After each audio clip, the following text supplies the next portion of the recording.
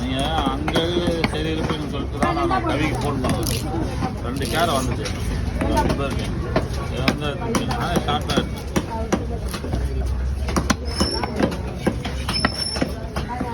கேரு தான் நிறைய வந்துது போகுதா? அவ்வளோலாம் வரல.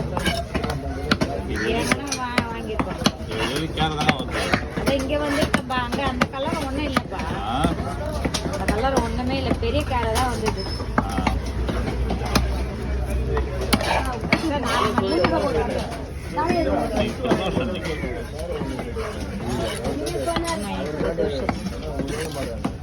அந்த கருப்பு கொஞ்சம் நடுப்புல வெட்டிடுங்க. ஏன்னா வாங்க மாட்டேன்.